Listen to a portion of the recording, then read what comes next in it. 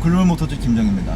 오늘 저는 BMW 118D를 지금 몰고 있는데요. 여러분들께 118D가 어떤 차량인지 외관부터 해서 실내 그리고 제가 지금 주행 느낌까지 여러분들에게 전달해 드리도록 하겠습니다. 끝까지 시청 부탁드리고요. 구독과 좋아요 잊지 마시고 눌러주시길 부탁드리겠습니다.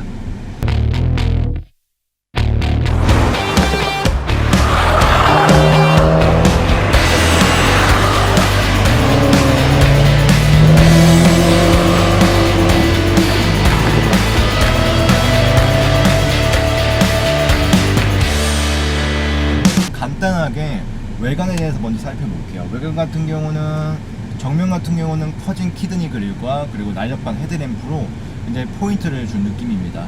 그리고 이 차 같은 경우는 M 스포츠 패키지가 들어가서 범퍼의 이미지도 좀 달라요. 좀 더 벌어져서 좀 더 과격한 이미지를 주고 있습니다. 자, 그렇게 이렇게 세 가지 정도로 정면의 이미지를 이렇게 요약할 수 있을 것 같습니다. 자, 이제 측면에서 오면은 측면 같은 경우는 우선은 제가 차 크기에 대해서 먼저 설명을 드릴게요.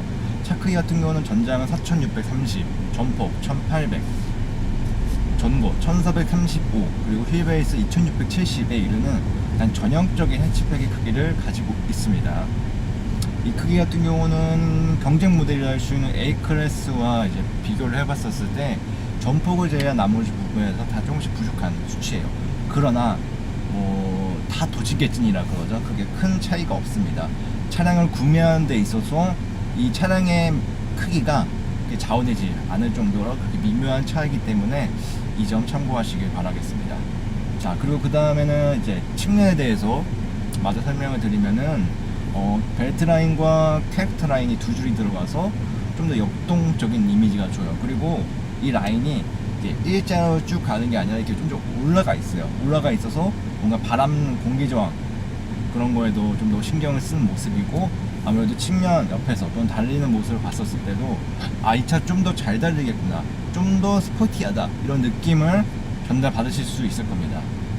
자, 그리고 2호 40알 18인치 휠이 들어가고, 타이어로는 컨티넨탈의 에코 컨택트 6 타이어가 들어갑니다. 이 타이어 같은 경우는 연비율과 스티어링을 조향하는 데 있어서 좀 더 나은 성능을 보여주는 타이어라서 아무래도 이 차가 디젤 엔진이고 차 자체가 짧다 보니까 이런 거에 신경을 쓴 타이어라고 저는 생각이 듭니다. 자, 이제 마저 후면에 대해서 마저 설명을 하고 외관에 대한 설명을 마치도록 하겠습니다. 후면 같은 경우는 굉장히 획기적인 발전이 이루어졌어요. 사진 시리즈 5 시리즈에서도 쓰이는 그런 L자형 디자인 램프가 들어갔어요. 그래서 기존에 좀 투박하고 좀 약간 살짝 애매했던, 살짝 부족했던 그 램프 디자인이 좀 더 세련되고, 정말 뒷모습에서도 이 차가 BMW 차임을 좀 더 나타내는 그런 디자인 언어가 적용되어서 정말 뒷모습은 정말 멋지게 나왔다, 이렇게 평가를 하고 싶습니다. 자, 거대한 리어 스포일러, 그리고 그 밑에 자리 잡은 블랙 디퓨저와 그리고 양쪽에 배기구가 위치해서 좀 더 스포티함을 강조해줍니다.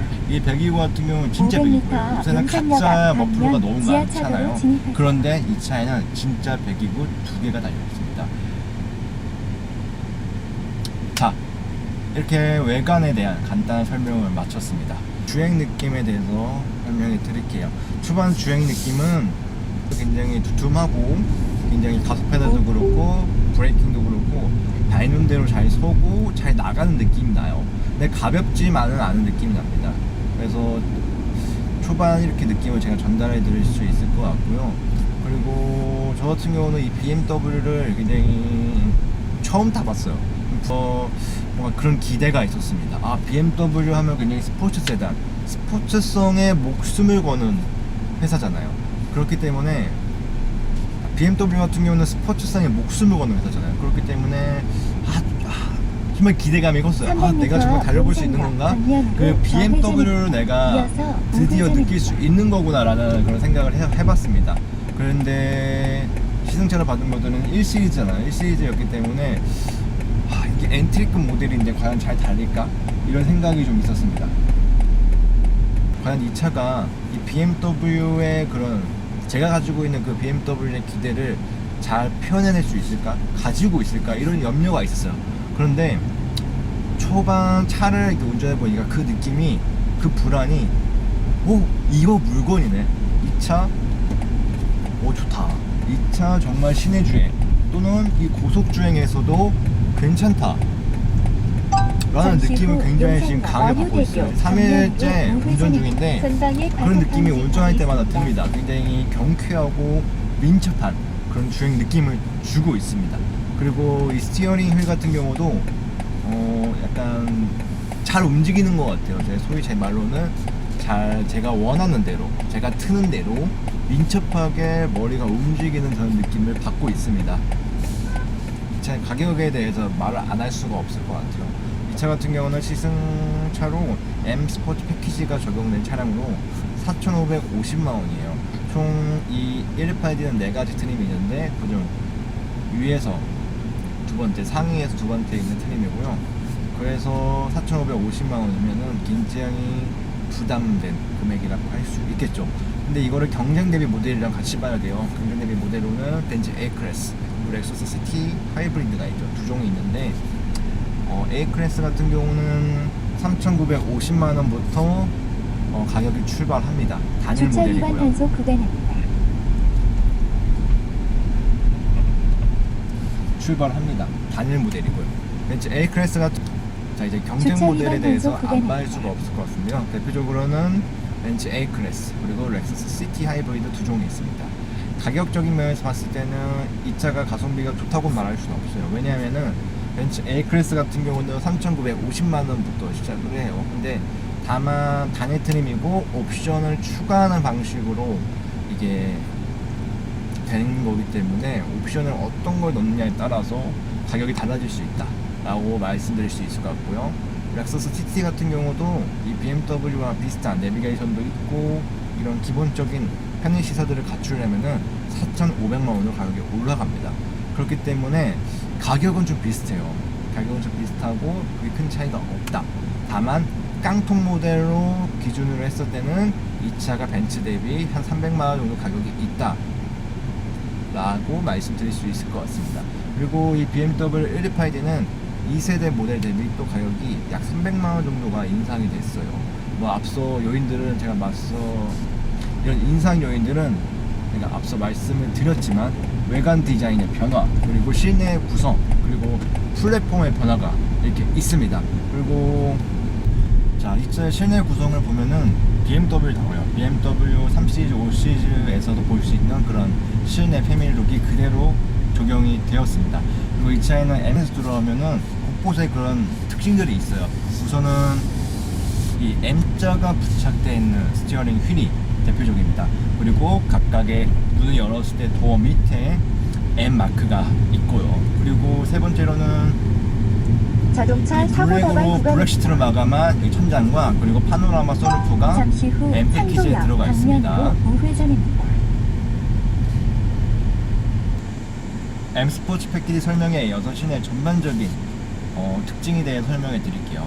우선 실내 같은 경우는 흔히들 BMW의 그런 패밀리룩 디자인이 들어가 있고, 그리고 전반적인 센터페시아가 운전자 측을 향해 있어요.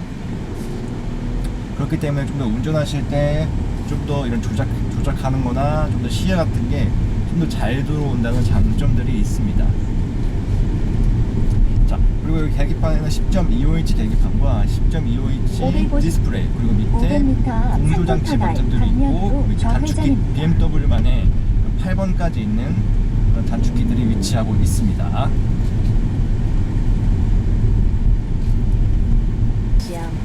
자, 그리고 밑에 하단부에는 핸드폰을 거치할 수 있는 공간이 따로 마련되어 있습니다. 그 앞에 USB 케이블 단자, 그리고 시거제 컵홀더 2개, 그리고 기어봉 왼쪽, 그리고 이런 다이얼들이 우측에 자리하고 있습니다. 다이얼 같은 경우는 크기가 굉장히 귀여워요. 그래서 한 손에 딱 들어오는 크기이고요. 그리고 바로 옆에는 시동 버튼과 그리고 스포츠 모드를 각각 따로따로 배치해서 좀 더 조작 편의성을 높였습니다. 자, 그리고 센터 콘솔의 이런 공간 같은 경우는 이 차에 좀 아쉽긴 해요. 생수 500이 좀 안 들어갈 거 같은데 252개 정도 들어갈 것 같습니다. 자, 그리고 마저 전반적인 이런 촉감들이나 실제 착자감 같은 경우는 BMW다 보니까 좀 몸을 잘 감아준 느낌이 있는 것 같아요. 대신 푹신푹신하거나 부드럽거나 그런 건 아니고 그냥 몸을 잘 지탱해준다 이런 느낌을 제가 전달받았습니다. 그리고 이 스티어링 휠 같은 경우에도 굉장히 두툼해서 남성분들한테도 손이 이렇게 잡았을 때 꽉 차서 굉장히 느낌이 좋거든요. 안정감 있고. 근데 여성분들이 잡으시기에는 살짝 크지 않나 그런 생각을 해봅니다. 그리고 이 차에 대해서 기본적인 제온에 대해서 말씀을 안 드릴 수가 없죠. 이 차에는 디젤 엔진이 들어가 있어요. 우선은 이 디젤 엔진인데 2000cc고요. 디튠된 엔진이 들어가 있습니다. 그리고 최고 출력 150마력에 최대 토크 35.7kg 포스미터를 발휘해요. 좀 수치로만 봤을 때는 토크는 좀 괜찮은데 마력이 살짝 부족하다고 느낄 수 있을 것 같아요. 그러나 제가 초반 주행했을 때나 어제 이렇게 주행을 해보면서 부족함이 없다라는 느낌을 굉장히 많이 받았어요. 좀 마저 실내에서도 말씀을 드리면은 여기 선바이저 거울이 좀 작아요. 그래서 여성분들이 좀 화장을 하기에는 좀 부족하지 않나 그런 생각이 들고, 그리고 여기 위에 같은 경우도 굉장히 심플하게 디자인했습니다. 그리고 실내에서 제 눈길이 끄는 거는 이 백미러입니다. 이 백미러의 이 프레임이 굉장히 얇아서 이쁘고 좀 더 정갈한 느낌이 나요. 주행 느낌 스포츠 모드 바꿔서 한번 주행을 시작해 보도록 하겠습니다. 스포츠 모드를 바꾸니까 훨씬 민첩해져요. 너무 제가 재밌어요. 너무 잘 나가요. 너무 예민하고 너무 민첩하게 반응을 하는 모습을 보여줍니다. 가지고 있는 매력 포인트는 역동적인 디자인과 그리고 이 스티어링 휠의 감각 그리고 스포츠성, 이렇게 정리를 할 수 있을 것 같습니다. 다른 모델 대비 좀 떨어진다는 거는 이 차 디젤 엔진 밖에 없다는 거고, 그리고 다른 모델 대비 가격이 조금 높아서 가성비를 좀 추구하기는 힘든 모델이다 라고 저는 이렇게 정리할 수 있을 것 같습니다. 자, 오늘은 이렇게 저와 함께 BMW 118에 대해서 알아봤습니다. 끝까지 시청해주셔서 너무 감사드리고, 다음에는 좀 더 좋은 차, 좀 더 재미있는 차, 좀 더 여러분들에게 좀 더 흥미를 유발할 수 있는 차를 가지고 오도록 노력하겠습니다. 지금까지 김정희였습니다. 감사합니다.